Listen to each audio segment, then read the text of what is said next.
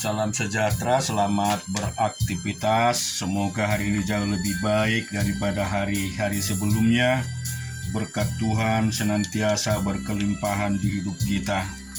Kita juga baca dan renungkan firman Tuhan di 2 Tawarik pasal yang ke-15. Azaria bin Oded dihinggapi roh Allah. Ia pergi menemui Asa dan berkata kepadanya, "Dengarkanlah kepadaku, Asa dan seluruh Yehuda dan Benyamin.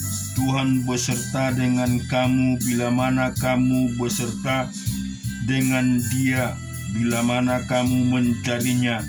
Ia berkenan ditemui olehmu, tetapi bila mana kamu meninggalkannya, kamu akan ditinggalkannya. Lama sekali Israel tanpa Allah yang benar, tanpa ajaran daripada imam dan tanpa hukum. Tetapi dalam kesesakan mereka berbalik kepada Tuhan, Allah orang Israel. Mereka mencarinya dan ia berkenan ditemui oleh mereka. Pada zaman itu tidak dapat orang pergi dan pulang dengan selamat karena terdapat kekacauan yang besar di antara segenap penduduk daerah-daerah.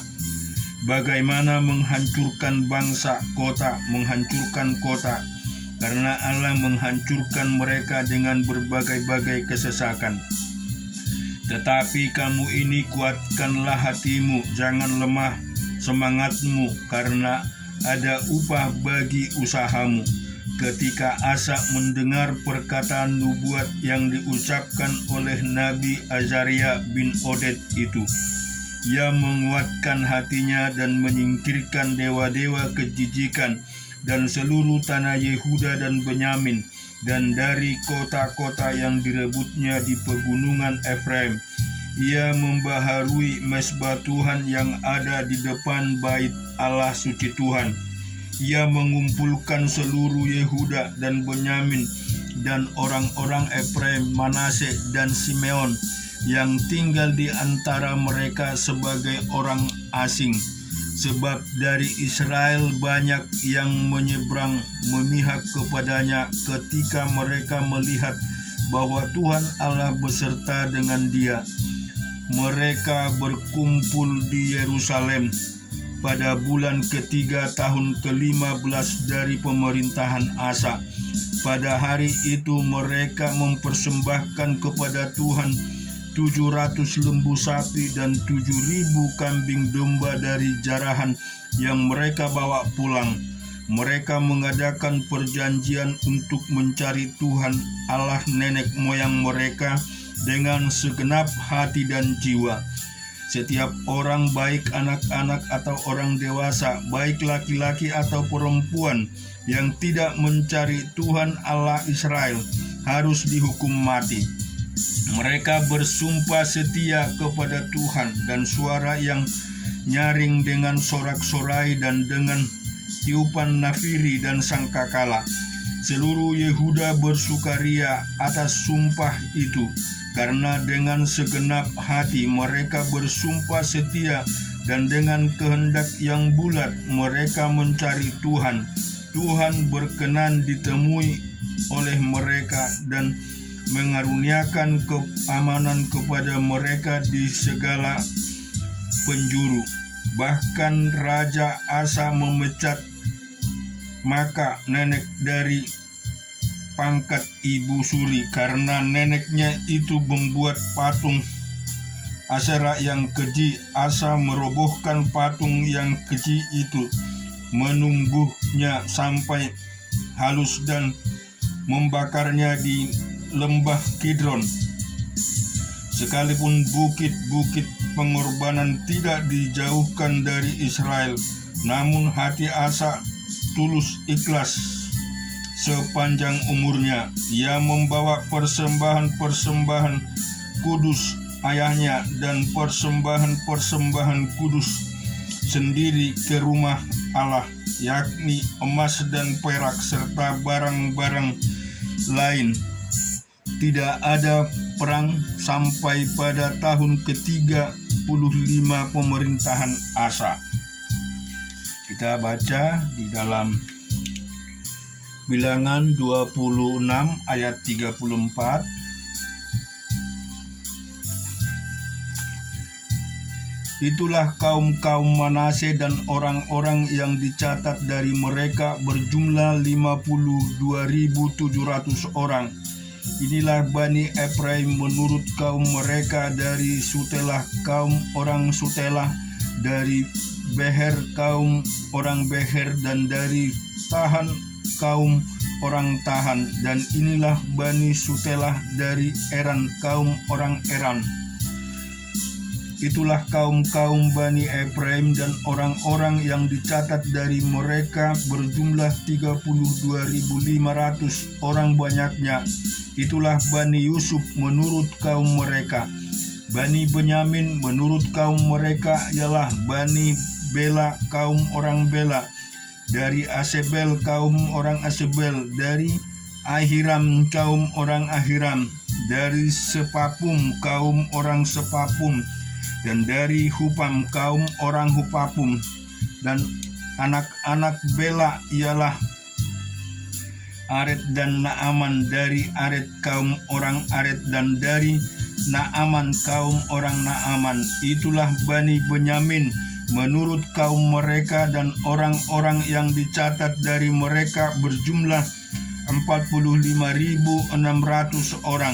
Inilah Bani Dan menurut kaum mereka dari Suham kaum orang Suham.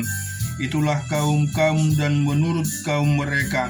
Segala kaum orang Suham, orang-orang yang dicatat dari mereka berjumlah 64.400 orang. Bani Aser menurut kaum mereka ialah dari Bani Yima kaum orang Yima, dari Siswi kaum orang Siswi, dari Baria kaum orang Baria.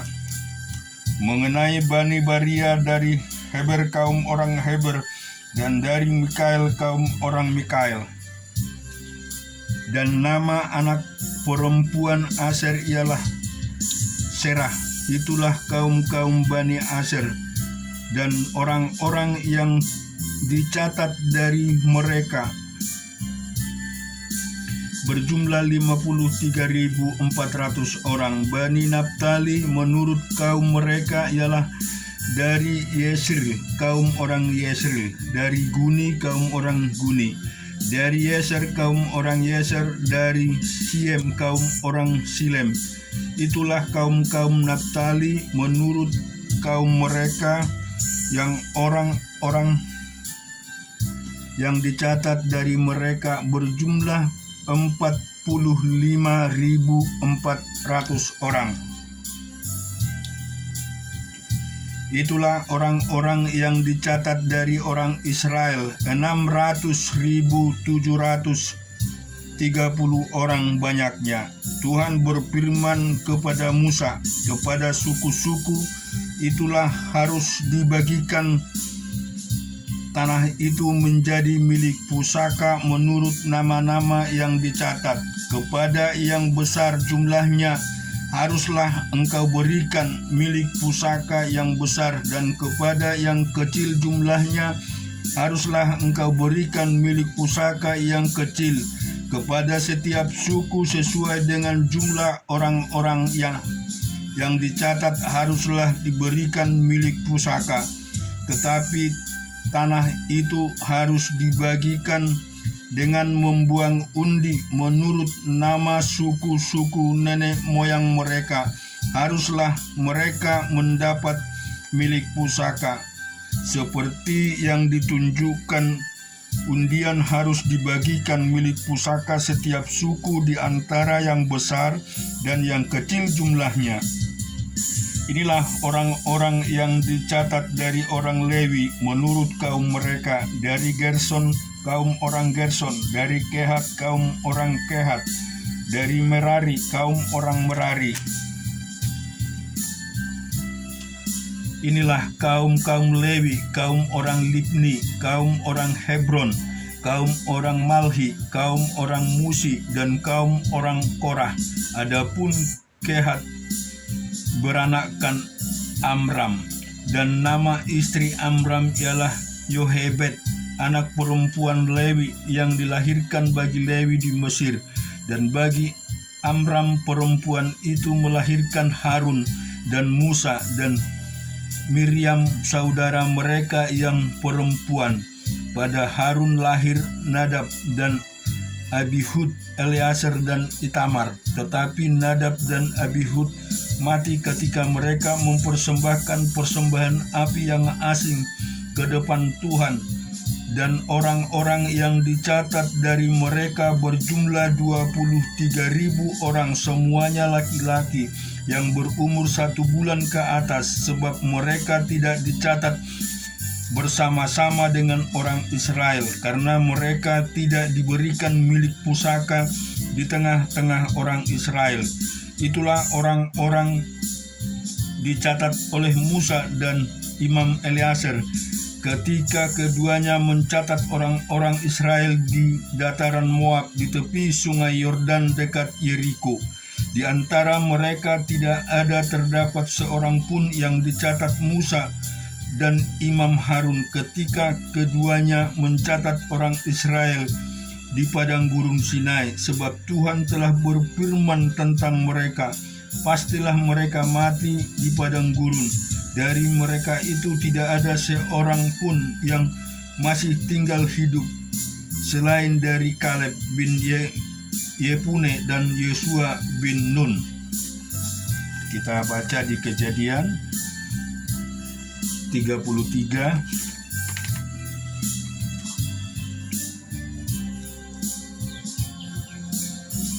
Yakub pun melayangkan pandangannya, lalu dilihatnyalah Esau datang dengan diiringi oleh 400 orang. Maka diserahkannyalah sebagian dari anak-anak itu kepada Lea dan sebagian kepada Rahel, serta kepada kedua budak perempuan itu. Ia menempatkan budak-budak perempuan itu beserta anak-anak mereka di muka, Lea beserta anak-anaknya di belakang mereka, dan Rahel beserta Yusuf di belakang sekali. Dan ia berdiri berjalan di depan mereka dan sujud sampai ke tanah 7 kali, hingga ia sampai ke dekat kakaknya itu. Tetapi Esau berdiri mendapatkan dia di depannya. Dia dipeluk lehernya dan dicium dia, lalu bertangis-tangisanlah mereka. Kemudian Esau melayangkan pandangannya, dilihatnyalah perempuan-perempuan dan anak-anak itu. Lalu ia bertanya, "Siapakah orang-orang yang beserta engkau itu?" Jawab Yakub, "Anak-anak yang telah dikaruniakan Allah kepada hambamu ini." Sebab itu mendekatlah budak-budak perempuan itu beserta anak-anaknya, lalu mereka sujud. Mendekat jugalah Lea beserta anak-anaknya, dan mereka pun sujud. Kemudian mendekatlah Yusuf beserta Rahel, dan mereka juga sujud. Berkatalah Esau, "Apakah maksudmu dengan seluruh pasukan yang telah bertemu dengan aku tadi?" Jawabnya, "Untuk mendapat kasih tuanku." Tetapi kata Esau, "Aku mempunyai banyak adikku. Peganglah apa yang ada padamu." Tetapi Yakub, "Janganlah kiranya demikian. Jikalau aku telah mendapat kasihmu, terimalah persembahanku ini dari tanganku. Karena memang melihat mukamu adalah bagiku serasa melihat wajah Allah, dan engkau pun berkenan menyambut aku. Terimalah kiranya pemberian tanda salamku ini yang telah kubawa kepadamu, sebab Allah telah memberkati karunia kepadaku, dan aku pun mempunyai segala-galanya." Lalu dibujuknyalah Esau sehingga diterima.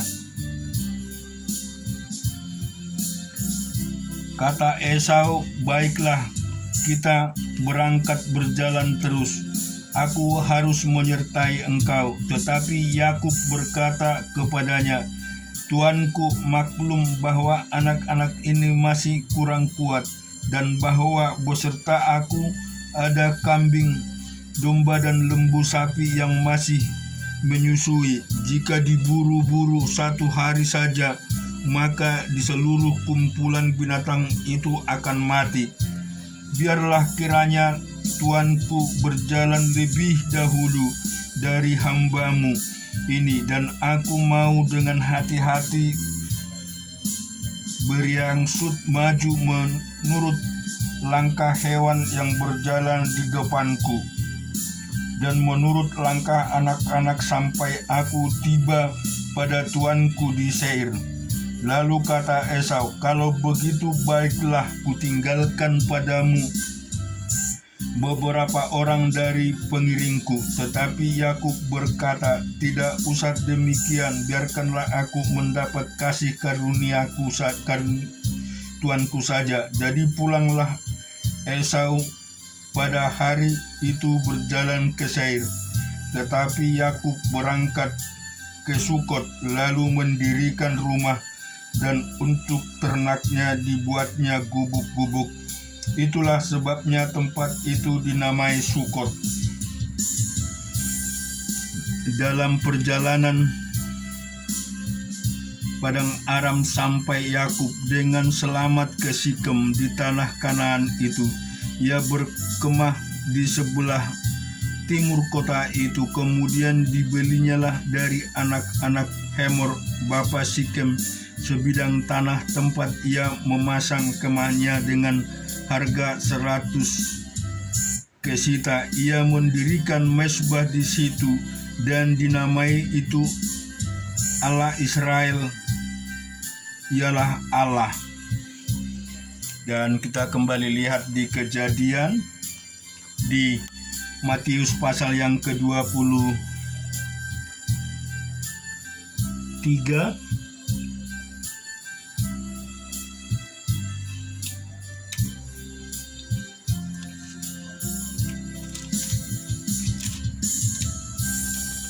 Maka berkatalah Yesus kepada orang banyak dan kepada murid-muridnya, katanya, ahli-ahli Taurat dan orang-orang Farisi telah menduduki kursi Musa.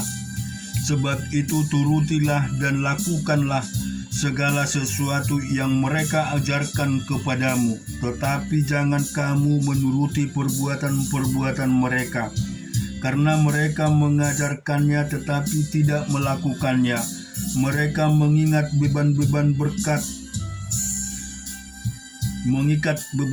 berkat, lalu meletakkannya di atas bahu orang, tetapi mereka sendiri tidak mau menyentuhnya. Semua pekerjaan yang mereka lakukan hanya dimaksudkan supaya dilihat orang. Mereka memakai tali sembayang yang lebar dan jubai yang panjang. Mereka suka duduk di tempat terhormat dalam perjamuan dan di tempat terdepan di rumah ibadat. Mereka suka menerima penghormatan di pasar dan suka dipanggil rabi. Tetapi kamu, janganlah kamu disebut rabi, karena hanya satu rabimu, dan kamu semua adalah saudara. Dan janganlah kamu menyebut siapapun bapa dan bumi ini, karena hanya satu Bapamu, yaitu Dia yang di surga. Jangan pula kamu disebut pemimpin, karena hanya satu pemimpin, yaitu Mesias. Barang siapa terbesar di antara kamu, hendaklah ia menjadi pelayanmu, dan barang siapa meninggikan diri, ia akan direndahkan, dan barang siapa merendahkan diri, ia akan ditinggikan. Celakalah kamu, hai ahli Taurat dan orang-orang Farisi, hai kamu orang-orang munafik, karena kamu menutup pintu-pintu kerajaan sorga di depan orang, sebab kamu sendiri tidak masuk dan kamu merintangi mereka yang berusaha untuk masuk. Celakalah kamu, hai ahli-ahli Taurat dan orang-orang Farisi, hai kamu orang-orang munafik, sebab kamu menelan rumah janda, sedang kamu mengelabui mata orang dengan doa yang panjang-panjang. Sebab itu kamu pasti akan menerima hukum yang lebih berat. Celakalah kamu, hai ahli-ahli Taurat dan orang-orang Farisi, hai kamu orang-orang munafik, sebab orang mengarungi lautan dan menjelajahi daratan untuk menobatkan satu orang saja menjadi penganut agamamu, dan sesuatu itu bertobat, kamu menjadi dia orang neraka yang 2 kali lebih jahat daripada kamu sendiri. Celakalah kamu, hai pemimpin-pemimpin buta, yang bersumpah demi bait suci, sumpah itu tidak sah, tetapi sumpah demi emas bait suci, sumpah itu mengikat. Hai kamu orang-orang bodoh dan orang-orang buta, apakah yang lebih penting, emas atau bait suci yang menguduskan emas itu? Bersumpahlah demi mezbah, sumpah itu tidak sah, tetapi bersumpah demi persembahan yang ada di atasnya, sumpah itu mengikat. Hai kamu orang-orang buta, apakah yang lebih penting, persembahan atau mezbah yang menguduskan persembahan itu? Karena itu barang siapa bersumpah demi mezbah, ia bersumpah demi mezbah dan juga demi segala sesuatu yang terletak di atasnya. Dan barang siapa bersumpah demi bait suci, ia bersumpah demi bait suci dan juga demi dia yang diam di situ. Dan barang siapa bersumpah demi surga, ia bersumpah demi tata Allah dan juga demi dia yang bersemayam di atasnya. Celakalah kamu, hai ahli Taurat dan orang-orang Farisi, hai kamu orang-orang munafik, sebab persepuluhan dari selasih adas manis dan jintan kamu bayar, tetapi yang terpenting dalam hukum Taurat kamu abaikan, yaitu keadilan dan belas kasihan dan kesetiaan. Yang satu harus dilakukan dan yang lain juga diabaikan. Hai kamu pemimpin-pemimpin buta, nyamuk kamu tepiskan dari dalam minummu, tetapi unta yang di dalamnya kamu telan.